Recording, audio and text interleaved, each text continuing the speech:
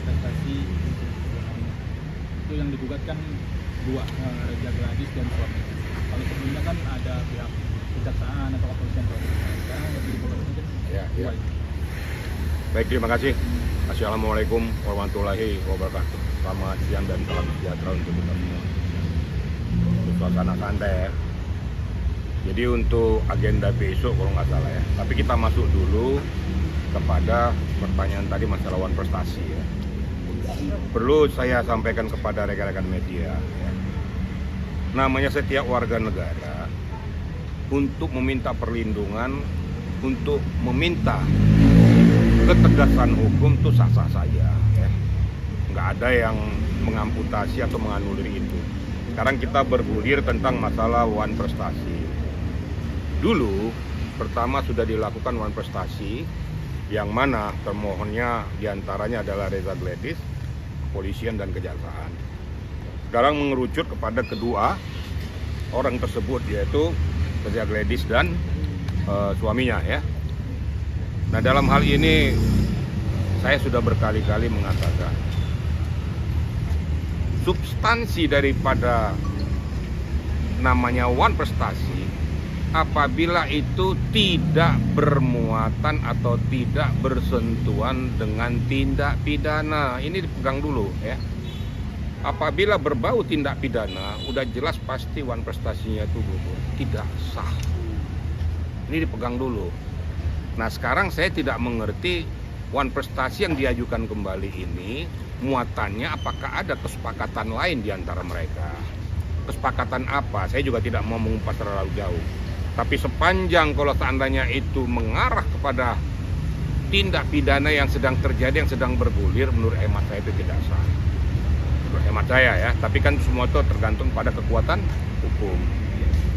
Nah, kembali bergulir tentang masalah apa yang dilakukan tuh. Kalau dulu tuh kok nggak salah 100 miliar ya. Nah, sekarang jadi 114 miliar. Nah, itu kan silakan saja kan, menurut dia mau 200 miliar juga urusan dia. Itu kan masalahnya kan berbicara tentang immaterial ya. Kita berbicara tentang substansi. Menurut hemat saya sebaiknya fokus saja dulu ke masalah pidana. Kalau seandainya fokus ke masalah pidana, apabila nanti memang berpihak kepada kita, itu bisa mengajukan itu tuntutan ganti rugi dan lain sebagainya. Lebih tepatnya lagi jangan wan prestasi, PMH buat perbuatan melawan hukum. Dan nggak perlu kita meminta supaya tuntutan ke sana, tapi hakim menyatakan bahwa apa yang dilakukan di kita ini tidak bertentangan dengan tindak pidana. Dengan sendirinya dia kan sah, itu dia bisa mengajukan tuntutan ganti rugi baik material maupun immaterial.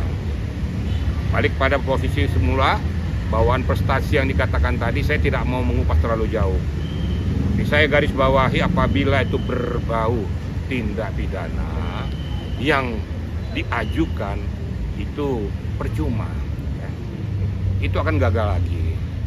Nah, ini yang kira-kira yang perlu sampaikan kepada rekan-rekan media agar betul-betul kita cermat, betul-betul kita teliti jeli tentang masalah akidah hukum.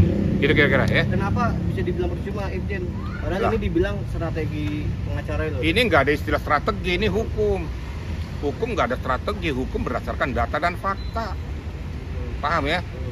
Kalau bisa strategi, saya bikin strategi lompat gala, strategi kan. Tapi kalau berbicara tentang akidah hukum, data, fakta sesuai dengan etika prosedur yang berlaku. Jadi kita nggak usah bilang strategi, memang nggak usah. Kalau tidak sesuai dengan etika prosedur, ya mau apapun ya cacat hukum. Gitu kira-kira ya. Oke, kalau melihat apa yang dialami Niki, bener gak sih dia mengalami wan prestasi? Artinya kerugian dari endorse yang gagal masuk itu emang? Saya tidak mau lari kepada masalah itu. Karena masalah endorse itu kan tidak ada dalam materi pokok perkara. Materi pokok perkara antara Reza dan Nikita tentang aliran yang 4M itu. Kita jangan melebar kemana-mana. Kau jangan melebar endorse yang lain, terserah aja. Mau endorse kayak, mau onders kayak, itu nggak ada urusan sama gue. Saya berbicara tentang masalah etika prosedur, tentang apa yang sedang dialami, yang sedang berjalan sekarang di pengadilan. Besok juga berjalan kalau nggak salah.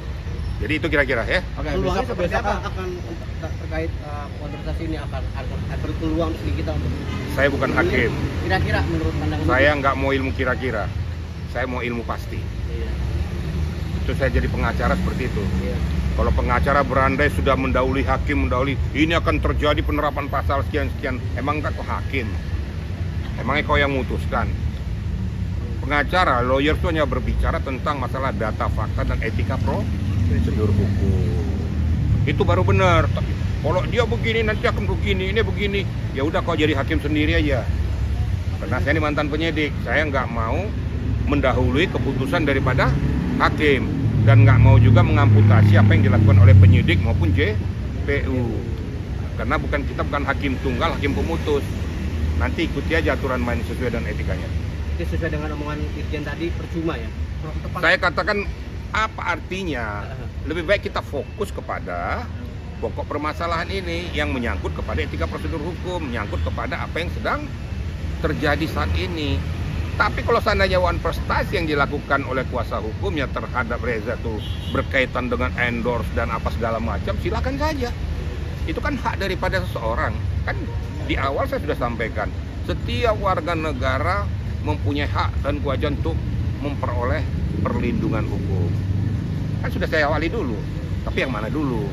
Yang berkaitan dengan mana dulu?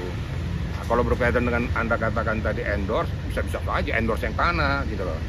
Tapi kalau dalam hal yang sekarang sedang terjadi, ini bukan endorse, ini sudah peristiwa hukum yang harus diputuskan. Gitu loh. Ujian besok